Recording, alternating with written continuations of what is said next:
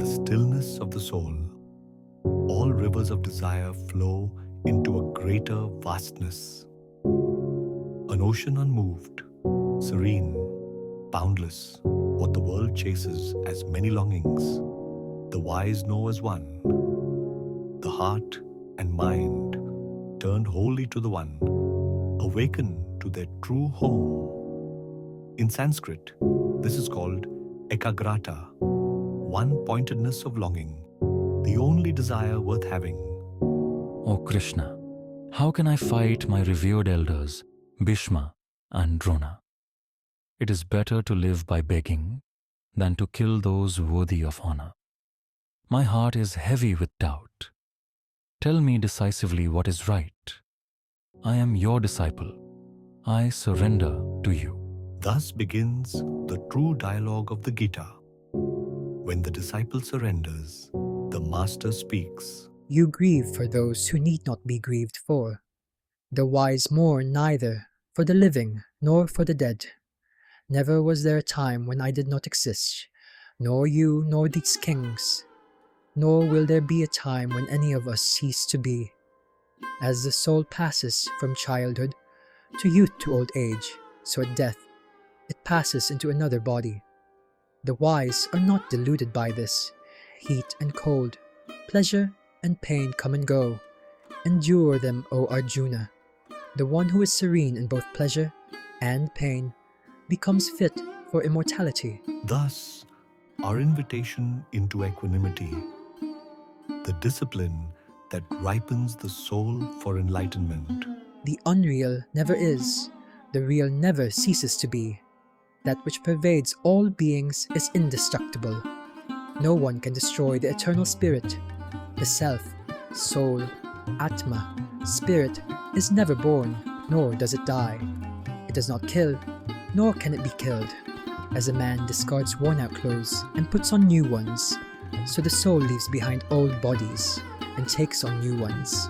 Thus, Krishna revealed the imperishable nature of the self, unborn, undying, beyond time.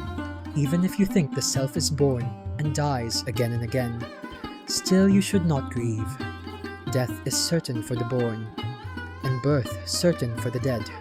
All beings are unmanifest in the beginning, manifest in the middle, and unmanifest again at the end.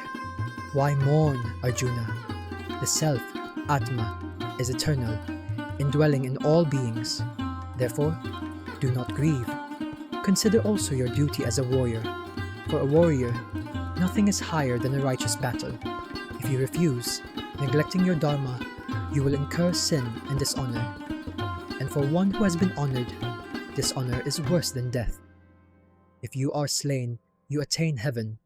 If you conquer, you enjoy the earth. Therefore, arise, O son of Kunti, resolved to fight. Pleasure and pain, gain and loss, victory and defeat, treat them alike. This is equanimity, and by it, no ignorance touches you. Be steady like a mountain, unaffected by the weather or the winds. Stand unmovable, rooted in divine presence. I have spoken deep, boundless wisdom concerning the self. Now hear of the yoga of selfless action, karma yoga, by which you shall break the bonds of karma. In this path, no effort is ever lost, nor is there harm. Even a little practice of this yoga saves one from great fear. The resolute have a single-pointed mind. The unsteady wander endlessly in desires. The undiscerning delight in flowery words, clinging to rituals, seeking pleasure and power. Their minds are never steady in meditation. Rise beyond the three gunas, O Arjuna, beyond duality, beyond acquisition and preservation. Abide in the self. You have the right to action, but never to its fruits. Do not let results be your motive, nor fall into inaction. Perform all actions established in yoga, abandoning attachment, steady in success and failure. This equanimity is yoga, action driven by desire, is far inferior to action born of wisdom. Take refuge in wisdom. The wise, unified in yoga, abandon attachment to fruits and attain peace beyond birth and death. When your mind crosses delusion and rests in the self, unmoved by scripture or doubt, you will be established in yoga. O Krishna, what is the mark of one established in wisdom, steadfast in meditation, absorbed in the self? How does such a person speak, sit, and walk? When one casts off all desires of the mind, content in the self, the soul alone, that one is called steadfast in wisdom. Such a person is unmoved by sorrow, free from longing, without fear or anger, balanced in honor and dishonor, alike to friend and foe. As a tortoise withdraws its limbs, he withdraws the senses from their objects. Sense objects fall away, but the taste for them lingers. Even this disappears when the Supreme is seen. The senses are restless and can sweep away even a striving wise man. But one who has disciplined them, fixing the mind on me, becomes steadfast. Moving among sense objects without attachment or aversion, he gains peace. In peace, all sorrows end, and his intellect is firmly established. From desire is born anger. From anger, delusion. From delusion, loss of memory.